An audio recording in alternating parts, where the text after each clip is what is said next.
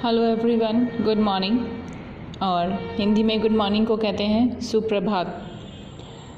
तो सुप्रभात विद्यार्थी, आज हम लोग फिर से हिंदी व्याकरण का विषय पढ़ने वाले हैं। इससे पहले मैंने आपको एक और वीडियो सेंड करी थी जो रिलेटेड थी वर्ण और वर्णमाला। वर्ण क्या होता है, वर्णमाला क्या होता है। आज हम वर्णों के भेद को समझने की कोशिश करेंगे कि वर्ण के कितने भेद होते हैं और वो स्वर और व्यंजन होते हैं। स्वर क्या होता है, व्यंजन क्या होता है, स्वर का इस्तेमाल कहाँ होता है, व्यंजनों का इस्तेमाल कहाँ होता है। हमारे हिंदी व्याकरण में बहुत सारे ऐसे विषय हैं जो आपके इंग्लिश ग्रामर से मिलते जुलते होते हैं। हिंदी को लिखने के जो तरीका होता है उसमें भी व्याकरण का इस्तेमाल होता है। हम अपनी आम ज़िंदगी में रोज़ाना की ज़िंदगी में उस चीज़ का ध्यान नहीं देते, लेकिन जब आप हिंदी व्याकरण को पढ़ेंगे और उसको समझने की कोशिश करेंगे तो आप देखेंगे कि वाकई जब हम कोई शब्द या कोई वाक्य लिखते हैं तो उसमें ग्रामर का किस तरीके से उपयोग होता है। तो चलिए शुरू करते हैं वर्ण के भेद। वर्ण के दो भेद होते हैं, स्वर और व्यंजन।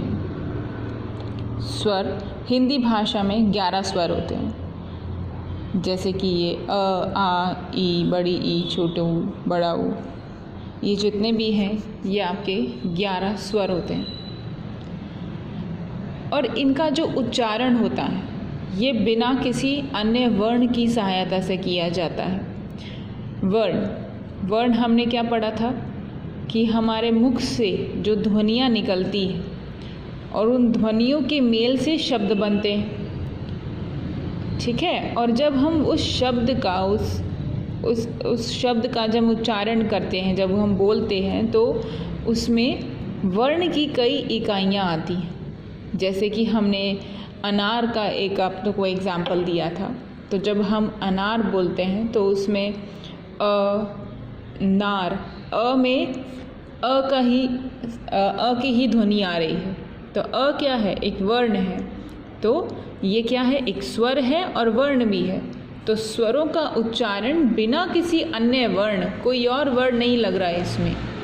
अ एक स्वर है मतलब अ एक ध्वनि है, ठीक है। किसी भी शब्द में प्रयोग होने वाला एक वर्ण है। जैसे कि अगर मैं बात करूं क में अ की ध्वनि आती है, ठीक है। तो इसमें वर्ण का प्रयोग होता है। लेकिन जब हम स्वर की बात करते हैं तो स्वर किसी और अन्य वर्ण की सहायता से स्वरों का उच्चारण किया जाता है। अब हम आम की अगर मैं बात करूं तो आम में आ ही स्वर है और आ ही वर्ण है। मतलब जब हम आम बोलते हैं तो आ में आ की ही ध्वनि आती है और म में अ की ध्वनि आती है। अगर मैं बात करूं कि छोटी से इमली, तो इमली में जब मैं इमली की बात कर रही हूँ तो ई में ई का ही ध्वनि आई। उसके उच्चारण में किसका वर्ण, कौन से वर्ण की ध्वनि आती है, ई की। तो कोई और अन्य वर्ण की सहायता नहीं ली जाती जब हम स्वरों का उच्चारण करते हैं। तो ये आपके 11 इसी प्रकार से स्वर होते हैं। अ बड़ा, छोटी, बड़ी, ऊ बड़ा, ऊ ऋषि, ए आय ओ आओ।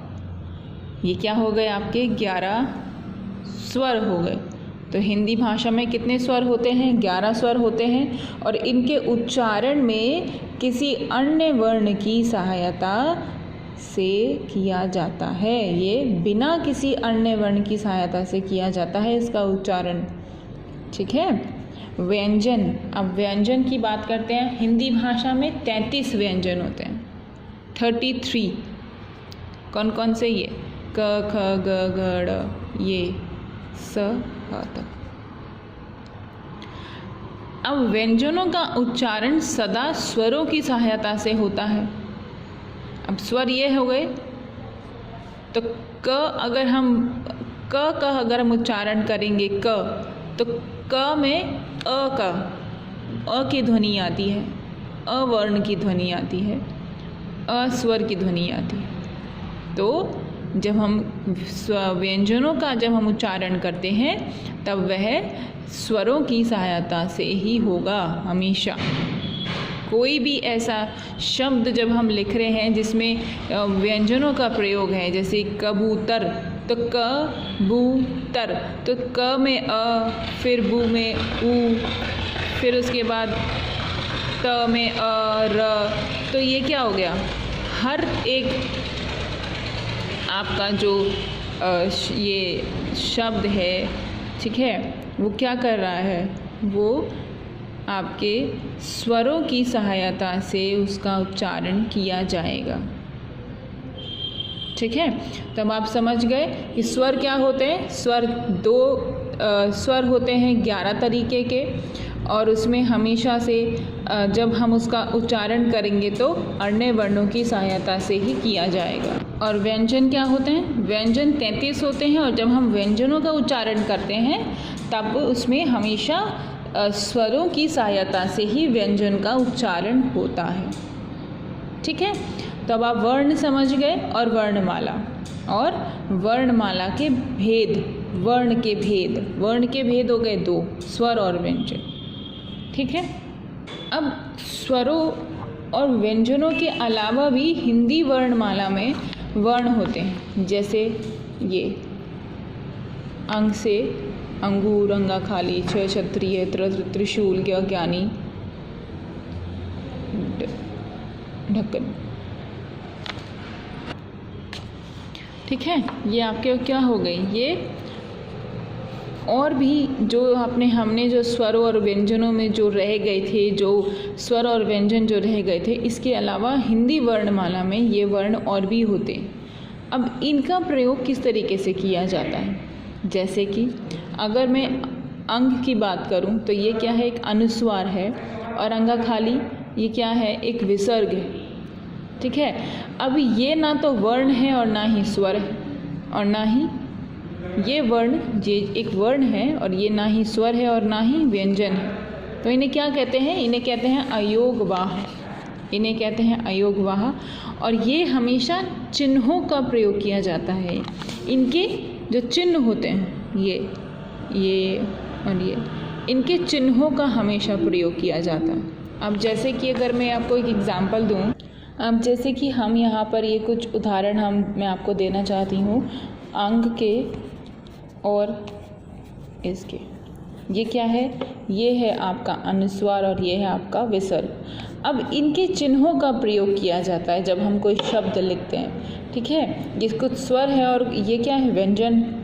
तो इनके क्या है, इनके वर्णों को अलग अलग हमें जानना पड़ेगा। कैसे, जैसे कि अंग है तो ये क्या हो गया, अंगूर, तो यहाँ पर इस बिंदी का प्रयोग हो रहा है, प्रायः। ठीक है, तो प्रायः में क्या हो रहा है, इसके जो ये चिन्ह हैं इनका प्रयोग होता है। प्रातः, तो कुछ ऐसे शब्द हैं जिसमें इनके चिन्हों का प्रयोग होगा। ठीक है, अब जैसे कि मैं बात करूं, एक और आपका ये है छ क्षत्रिय क। अब जैसे कि श है तो छ कैसे लिखेंगे, ऐसे क प्लस श षटकोण। अब ये जो व्यंजन है ये दो व्यंजनों के मेल से बनाए जाते हैं, जैसे कि इनको कहते हैं संयुक्त व्यंजन। अब इसमें एक क व्यंजन लग गया और एक श। जब हमने 33 व्यंजन जो पढ़े थे उसमें क भी था और श भी था, लेकिन ये जो है ये क्या था, हमने पढ़ा था ना, तो ये क्या है, ये क्या है, ये व्यंजन है, लेकिन ये व्यंजन दो व्यंजनों के मेल से बना। जैसे कि त्र त्रिशूल हो गया। अब त्र में अगर मैं बात करूं तो त भी आता है और र भी आता है। ज्ञानी, मतलब इसमें ज और ये तो ये दो व्यंजनों के मेल से बने। ये एक व्यंजन है, लेकिन ये वो व्यंजन है जो दो व्यंजनों के मेल से बनते हैं। तो इनको क्या बोलेंगे? संयुक्त व्यंजन। ठीक है, समझ में आ गया आपको कि अयोगवाहक कौन से हो गए? जिनके चिन्हों का प्रयोग करेंगे। और संयुक्त व्यंजन हो गए वो व्यंजन जो आपके दो व्यंजनों के मेल से बने। श्रमिक, श्रमिक होता है ना, श्रमिक, ड डमरू ढ ढक्कन। अब इनका जो प्रयोग होता है वो व्यंजनों की तरह ही होता है। ये दोनों व्यंजनों का प्रयोग शब्द के मध्य एवं अंत में किया जाता है।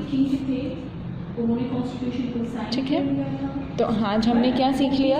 भाषा की सबसे छोटी इकाई वर्ण कहलाती है और वर्णों के निश्चित क्रम में लिखने से वर्णमाला बनते हैं। वर्णों को निश्चित क्रम से लिखने के लिए, अब जैसे कि हमने ये सारे हमारे 11 स्वर हैं, तो इनको जब हम एक क्रम में लिखेंगे तो ये क्या बन जाएगी? वर्णमाला। वर्ण कितने प्रकार के होते हैं? वर्ण 2 प्रकार के होते हैं, स्वर और व्यंजन। और संयुक्त व्यंजन कौन से होते हैं? क्षत्रिय, त्रिशूल, ज्ञानी और श्रमिक। तो स्टूडेंट्स, हमने वर्ण और वर्णमाला सीखी। इसका हम एक बार रिवीजन और कर लेंगे। अगर आपको इस वीडियो में कोई परेशानी हो या कोई समझ में नहीं आया हो तो आप मुझे मैसेज कर सकते हो, और इसके कुछ वर्कशीट्स हैं जो मैं आपको सेंड कर दूँगी। ठीक है।